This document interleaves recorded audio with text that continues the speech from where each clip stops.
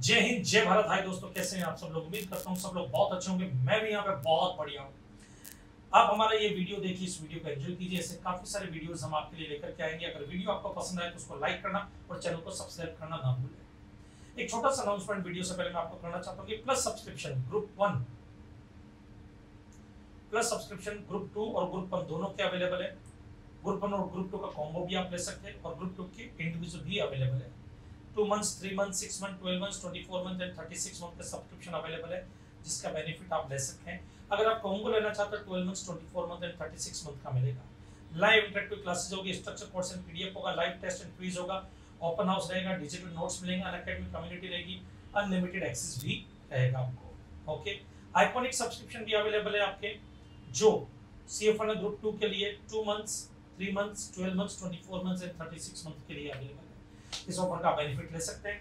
तो बड़ा मिलते हैं हमारे नेक्स्ट सेशन में। तब तक के लिए जय हिंद जय भारत और लेक्चर को एंजॉय कीजिए आप।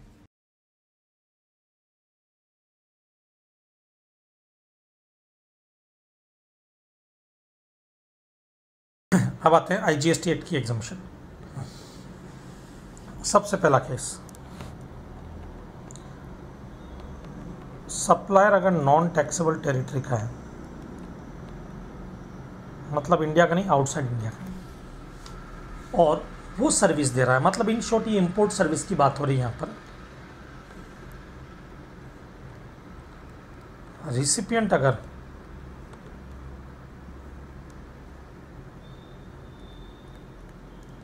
गवर्नमेंट हो, नहीं तो मैं इतना कॉम्प्लिकेटेड करूँ क्यों, मैं सिंपल से ही कर दूँ ना, इसको एकदम सिंपल बता देता हूँ। वेट,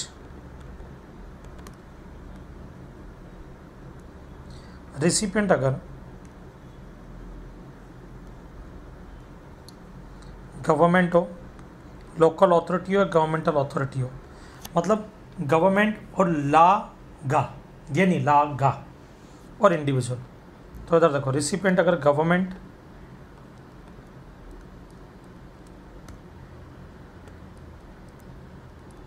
गा, इनमें से कोई हो, और such import service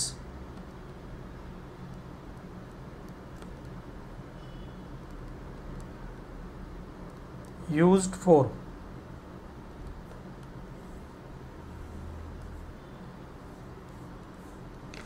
business purpose,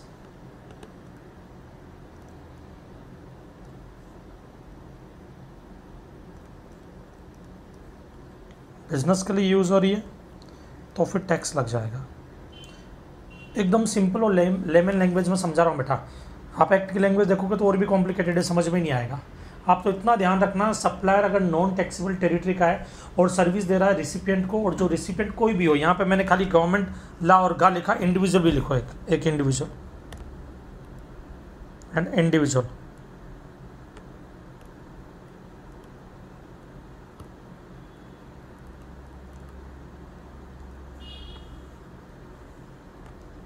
इनमें से कोई है। सर इनमें से क्यों लिखा, मैं तो कह रहा हूँ आप तो कोई भी मान लेना ना बेटा, कोई भी मान लेना, आप तो कोई भी रिसिपिएंट हो, कोई फर्क नहीं पड़ेगा।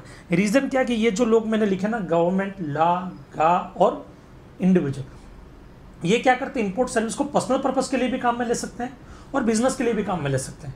क्योंकि एक इंडिविजुअल आदमी का खुद का पर्सनल पर्पस भी होता है। जैसे मान लीजिए मैं हूँ, अब मैं हूँ, मैंने कोई आर्किटेक्ट की सर्विस ली, अब वो आर्किटेक्ट की सर्विस में अपने घर के लिए ले रहा हूँ तो पर्सनल पर्पस के लिए, और अगर मैं अपने बिजनेस ऑफिस के लिए ले रहा हूँ तो बिजनेस पर्पस के लिए माना जाएगा। तो दोनों में से कहीं पे भी यूज हो सकती है। लेकिन अगर मैं यहाँ पे गवर्नमेंटल एंटिटी लिखूँ तो उनका तो काम ही बिजनेस करना है। मैं यहाँ पे पार्टनरशिप फॉर्म लिख दूँ, बॉडी कॉर्पोरेट लिख दूँ, तो उनका काम ही बिजनेस करना है। वो अगर कोई सर्विस लेंगे तो बिजनेस पर्पस के लिए लेंगे बेटा। ओके, तो वहां पे इंप्लाइड है कि वो बिजनेस पर्पस के लिए लेते हैं। खाली ये जो 4 लोग हैं, ये बिजनेस पर्पस के लिए भी कोई सर्विस यूज कर सकते हैं और पर्सनल पर्पस के लिए भी कर सकते हैं। तो देखो, बिजनेस पर्पस के लिए क्या तो टैक्स लगेगा, और अदर देन बिजनेस पर्पस है तो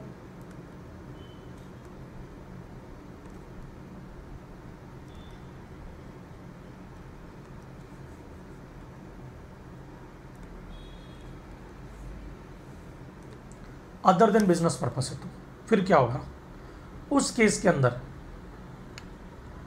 आपको देखना होगा सर्विस कौन सी है।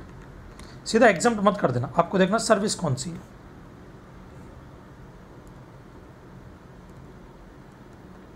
इज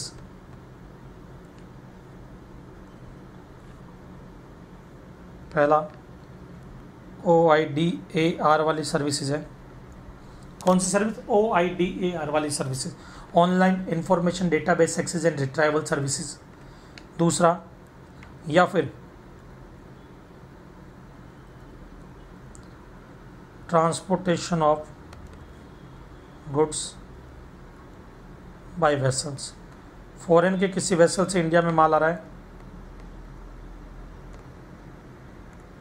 फॉरेन की किसी वेसल से इंडिया में माल आ रहा है, वो वाली सर्विसेज है।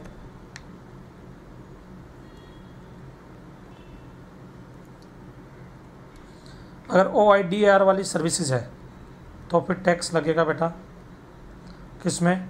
फॉरवर्ड चार्ज मैकेनिज्म में, क्योंकि पर्सनल पर्पस के लिए आप सर्विस ले रहे हो तो आप GST में रजिस्टर्ड नहीं हो। और OIDAR वाली सर्विस अगर अनरजिस्टर्ड पर्सन को मिलती है तो फॉरवर्ड चार्ज मैकेनिज्म में टैक्स लगता है, ना कि रिवर्स चार्ज में। रिसिपिएंट अगर रजिस्टर्ड होता, बिजनेस एंटिटी होता, तो रिवर्स चार्ज लगता बेटा। तो ये टैक्स लगेगा फॉरवर्ड चार्ज मैकेनिज्म में। ये आपने पढ़ा था किसमें? RCM वाले टॉपिक में।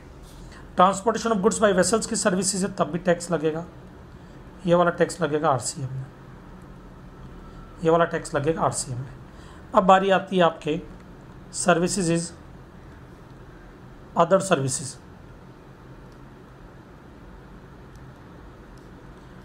मतलब इन दो को छोड़ करके बाकी की कोई सर्विसेज है तो वो एग्जम्प्ट होगी, जो पर्सनल पर्पस के लिए है। तो इन शॉर्ट ये पूरा का पूरा जो इतना बनाया ना तामझाम, एक लाइन में समझाता हूँ। अगर कोई सर्विस इंपोर्ट हो रही है, कोई सर्विस इंपोर्ट हो रही है, वो अगर पर्सनल पर्पस के लिए काम में ले रहे हो, OIDAR को छोड़ करके transportation of goods by vessels not air, by vessels, उसको छोड़ करके कोई भी सर्विस पर्सनल पर्पस के लिए काम में ले रहे हो, इंपोर्ट सर्विस को एग्जाम्पल है, दैट्स ऑल। बाकी सब टैक्सेबल है। एक लाइन के अंदर सिर्फ इतना सही है इसका मतलब। वापस है, इंपोर्ट सर्विस पर्सनल पर्पस के लिए यूज हो रही है, बराबर है, पर्सनल पर्पस के लिए यूज हो रही है, बट वो online information database access and retrieval services नहीं है, या transportation of goods by vessels वाली नहीं है, तो हमेशा एग्जाम्प्ट होगी, दैट्स ऑल। उसके अलावा कोई और केस है तो टैक्स लगेगा ही लगेगा। वापस आ जाओ यहाँ पर, एग्जाम्पल से समझो। मान लीजिए बेटा मैं एक इंडिविजुअल हूँ और मैंने क्या किया, एक वास्तु की सर्विस ली, और मैं एक बिल्डर भी हूँ, मेरी बिल्डिंग बना रहा हूँ, एक बिल्डर हूँ, मैं बिल्डिंग बना रहा हूँ, इंडिविजुअल बिल्डर हूँ, कोई पार्टनरशिप फॉर्म वगैरह नहीं है। तो मैंने क्या सोचा कि भाई बिल्डिंग बना रहा हूँ तो वास्तु के हिसाब से बनाऊँ। तो फॉरेन जापान का एक वास्तु वाला है फेंग शुई, जापान के फेंग शुई वाले को मैंने बोला भाई सर्विस दोगे? बोले ठीक है, आ जाओ जरा इसका एग्जांपल यहीं नीचे ले लेता हूँ। ये इंडिया, ये जापान, इसने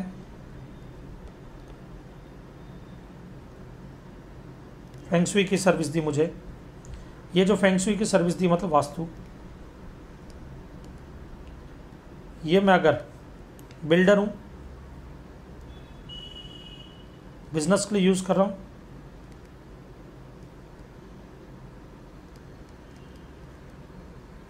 तो मैं इनको जो कंसिडरेशन दे रहा हूँ, मान लीजिए मैंने कंसिडरेशन दिया, ये सप्लायर है, ये रिसिपिएंट है, कंसिडरेशन 10 lakhs, तो टैक्स ऑन 10 lakhs, 10 लाख पे टैक्स लगेगा। अगर ये पर्सनल पर्पस के लिए ले रहा हूँ तो फिर एग्जाम्प्ट हो जाएगी। मतलब मैं अपने घर का वास्तु ठीक करवा रहा हूँ, घर बना रहा हूँ, बंगलो बना रहा हूँ खुद के लिए, अपने घर के लिए, तो फिर एग्जाम्प्ट हो जाएगी। ओके, पर्सनल पर्पस के लिए रही थी, ये याद रखना। ओके, बट खाली पर्सनल पर्पस में दो जो है जिन पे टैक्स लगता है वो है OIDAR, online information database access and retrieval services. OIDAR में क्या होता है, ऑनलाइन आप मूवीज़ देखते हो, बराबर है, गेम खेलते हो, ऑनलाइन एडवर्टीजमेंट करते हो, कोई भी इन्फॉर्मेशन जैसे मैट्रिमोनियल साइट वगैरह से कोई इन्फॉर्मेशन डाउनलोड करते हो, वो सब चीज़ें यहाँ पर कवर होती है। एक बेस्ट एग्जांपल देता हूँ आपको मैं, नेटफ्लिक्स है। नेटफ्लिक्स, अब नेटफ्लिक्स जब आप लेते हैं, सब्सक्रिप्शन लेते हैं नेटफ्लिक्स का मूवीज़ वगैरह देखने के लिए, तो नेटफ्लिक्स USA की कंपनी है, और आप कौन हो, इंडिविजुअल पर्सन जो पर्सनल पर्पस के लिए ले रहे हो। आप कोई मूवी थोड़ी दिखाओगे किसी को, खुद के लिए ले रहे हो, एंटरटेनमेंट के लिए, उस पर भी GST लगता है और टैक्स नेटफ्लिक्स पे करता है, उसके एजेंट यहाँ पे अपॉइंट किए हुए हैं, वो टैक्स पे करेंगे उनके बिहाफ पर फॉरवर्ड चार्ज मैकेनिज्म में। ओके, चलो, भले वो पर्सनल पर्पस के लिए, फिर भी एक वेसल से मैं फॉरेन से अपने घर के लिए कुछ मार्बल्स मंगवा रहा हूँ ताकि मैं अपने घर, जो घर बना रहा हूँ उसमें यूज़ करूँगा। मार्बल्स आ रहे हैं फॉरेन से जो वेसल्स के थ्रू आ रहे हैं, और वो वेसल्स नॉन टैक्सेबल टेरिटरी का, फॉरेन कंट्री का वेसल्स। अब उसको जो मैं पैसा दूंगा ना, उसमें मैं टैक्स पे करूँगा आरसीएम में, रिवर्स चार्ज में। भले वो मेरे पर्सनल पर्पस के लिए, बट मेरे को सर्विस कौन दे रहा है? एक वेसल्स दे रहा है जो नॉन टैक्सेबल टेरिटरी का है। और कौन सी सर्विस? ट्रांसपोर्टेशन ऑफ गुड्स वाली, टैक्स लगे। इन दो के अलावा कोई और सर्विस मैंने पर्सनल पर्पस के लिए यूज़ की, एग्जम्प्ट होगा। तो आओ जरा यहाँ पर, ये बोल रहे सप्लायर जो है वो नॉन टैक्सेबल टेरिटरी का है, रिसिपिएंट है government, local authority, governmental authority,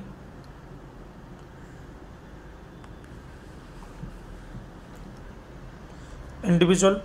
such imported service used for business या इंडस्ट्री, ट्रेड या कॉमर्स, मतलब बिजनेस पर्पस के लिए टैक्स लगेगा हमेशा। Such imported service used for personal purpose या पर्सनल पर्पस, तो सर्विसेज OIDR वाली है तो टैक्स लगेगा फॉरवर्ड चार्ज में। Transportation of goods by vessel से तो टैक्स लगेगा आरसीएम में। अदर सर्विसेज है तो एग्जम्प्ट हो जाएगा। अब इसके बाद दूसरा केस में आते हैं। सब केस में रिसिपिएंट जो नॉन टैक्सेबल टेरिटरी का होगा बेटा। दूसरा केस इधर आ जाओ, recipient is trust registered under 12 of the income tax act 1961। समझना यहाँ पर, मेरा एक ट्रस्ट है बेटा, इंडिया में रजिस्टर्ड हूँ मैं, अनाथ बच्चों को पढ़ाने का काम करता हूँ, बराबर, अनाथ बच्चों को पढ़ाने का काम करता हूँ, स्किल डेवलपमेंट के कोर्सेज सिखाता हूँ। अब हुआ क्या, मुझे स्किल डेवलपमेंट के कोर्स सिखाने के लिए USA के एक प्रोफेसर है, उनको इंडिया, मैंने उनको बोला भाई आप सर्विस दोगे क्या हमारे बच्चों को? USA के वो प्रोफेसर राजी हो गए कि ठीक है मैं आपको सर्विस दूंगा। मैंने कहा आप कुछ स्किल डेवलपमेंट के टिप्स सिखाइए हमारे बच्चों को। उन्होंने बोला ठीक है। मैं कौन हूँ? एक ट्रस्ट हूँ। फॉरेन के, USA के एक प्रोफेसर या एक पर्सन स्किल डेवलपमेंट की सर्विस दे रहे हैं चैरिटेबल ऑर्गेनाइजेशन को, चैरिटेबल ट्रस्ट को, जो 12 में रजिस्टर्ड है। अब मैं उनको पैसा दूंगा, वो पैसा एग्जम्प्ट होगा। वो पैसा एग्जम्प्ट होगा कब एग्जम्प्ट होगा? उन्होंने जो सर्विस मुझे दी है वो चैरिटेबल पर्पस के लिए यूज़ की हो, मैंने चैरिटेबल पर्पस के लिए यूज़ की हो, तो ऑब्वियसली स्किल डेवलपमेंट के लिए यूज़ कर रहा हूँ मैं, एग्जम्प्ट होगा। बट यहाँ पे भी सेम शर्त है, क्या? OIDAR वाली सर्विस और transportation of goods by vessels वाली सर्विस अगर रही तो टैक्स लगेगा, तो टैक्स लगेगा। तो आ जाओ, use for the purpose of charitable activities, OIDR या transportation of goods by vessels है तो टैक्स लगेगा, अदर है तो एग्जम्प्ट होगा। फिर इसके बाद इसमें तीसरा केस आता है, रिसिपिएंट इज एजुकेशन इंस्टीट्यूशन। अब देखो, एजुकेशनल इंस्टीट्यूशन में हमने सेक्शन 66 A, AA और B 3 एंट्रीज की थी, और आपको अब तो शायद याद भी हो गया होगा। वहाँ पे 3 कैटेगरी डिवाइड की थी हमने। कैटेगरी A जिसमें प्री स्कूल्स या up to higher secondary school और इक्विवेलेंट थे। कैटेगरी B जिसमें हमने किसको लिया था? Vocational training program affiliated by government या काउंसिल। ओके। कैटेगरी C जो 12th के बाद के कोर्सेज होते हैं जो रिकग्नाइज और अप्रूव्ड होते हैं बाय गवर्नमेंट, कॉलेज हो गया, यूनिवर्सिटीज़ हो गई, MBA हो गया, ICA ICA वगैरह हो गए, वो सब। तो जो कैटेगरी C है ना, उनको ऑनलाइन जर्नल्स एंड पीरियोडिकल्स की सर्विस अगर मिलती है तो एग्जम्प्ट होती है। ये आप लोगों ने पढ़ा है, कहाँ पर पढ़ा बेटा? ये आप लोगों ने 66 में, एंट्री नंबर 66 में पढ़ा है कि वो एग्जम्प्ट होती है ऑनलाइन। 66B में आपने पढ़ा था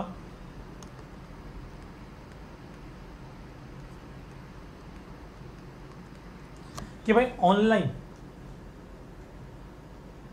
जर्नल्स एंड पीरियोडिकल्स की सर्विस C कैटेगरी वालों को मिलेगी तो एग्जम्प्ट है। लेकिन बेटा मान लीजिए जो सप्लायर है वो नॉन टैक्सेबल टेरिटरी का हो तो वो यहाँ पर एग्जम्प्ट होगी। इन्होंने यही बोला खाली कि सप्लायर नॉन टैक्सेबल टेरिटरी का। देखो ये एंट्री कब लगती थी? जब सप्लायर टैक्सेबल टेरिटरी का हो। अब वो अगर मैं महाराष्ट्र का रहने वाला हूँ, सप्लायर भी महाराष्ट्र का है, मैं कौन हूँ? C कैटेगरी वाला एजुकेशनल इंस्टीट्यूशन, मैं महाराष्ट्र का रहने वाला, सप्लायर भी महाराष्ट्र का रहने वाला, तो CGST एक्ट में आ जाएगा और इंट्रा स्टेट सप्लाई मानी जाएगी। लेकिन अगर सप्लायर दिल्ली का रहने वाला, मैं जो कॉलेज है वो महाराष्ट्र का रहने वाला, तो उस केस में IGST एक्ट में एप्लीकेबल होता है, वो IGST एक्ट में आएगा। लेकिन यहाँ पे जिसकी बात की जा रही है ना, वो सिर्फ उस पर्सन की, उस शख्स की बात हो रही है जो नॉन टैक्सेबल टेरिटरी में है। कहाँ है? नॉन टैक्सेबल टेरिटरी में, वहां से सर्विस दे रहा है। और सर्विस कौन सी दे रहा है? Online information, sorry online periodicals and journals की। तो रिसिपिएंट एजुकेशनल इंस्टीट्यूशन है इंडिया का, सप्लाई नॉन टैक्सेबल टेरिटरी का है, but except pre schools, higher secondary school या वोकेशनल ट्रेनिंग इंस्टीट्यूट, इनको छोड़ करके। तो मतलब बचा कौन? कॉलेजेस, यूनिवर्सिटीज, ICAI, वो सब online educational journals and periodicals की सर्विस देगा, वो एग्जम्प्ट है। लास्ट इसी कैटेगरी में आता है recipient located in non taxable territory. अगर कोई रिसिपिएंट नॉन टैक्सेबल टेरिटरी में लोकेटेड है, कहाँ पर है बेटा? नॉन टैक्सेबल टेरिटरी में लोकेटेड अगर कोई रिसिपिएंट, तो क्या होगा? इसका मतलब समझो बेटा, मैं गया फॉरेन कंट्री में और मैं वहाँ पे सलून में जाकर के बोलता मेरी कटिंग कर देना यार, मेरी शेविंग कर देना। सप्लाई नॉन टैक्सेबल टेरिटरी का, रिसिपिएंट भी लोकेटेड कहाँ है? नॉन टैक्सेबल टेरिटरी में, उस पर GST नहीं लगेगा, एग्जम्प्ट। तो ये एक बड़ी एग्जम्पशन है, बराबर है।